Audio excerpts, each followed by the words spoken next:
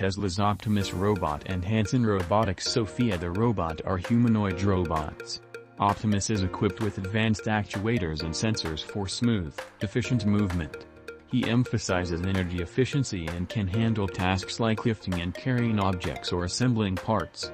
Sophia has limited mobility, typically standing or sitting during interactions.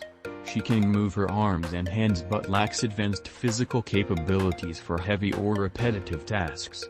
Optimus is targeted at industries looking to automate labor-intensive tasks, such as manufacturing and logistics. He is used for performing repetitive and dangerous work in factories, warehouses, or home environments. Sophia is more of a showcase product for AI advancements, used in demonstrations, interviews, and conferences.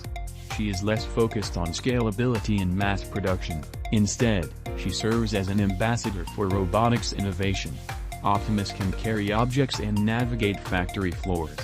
He is designed to help with labor shortages, performing human-like tasks without needing specialized work environments.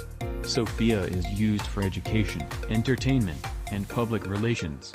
She has gained significant public attention due to her human-like expressions and interactions.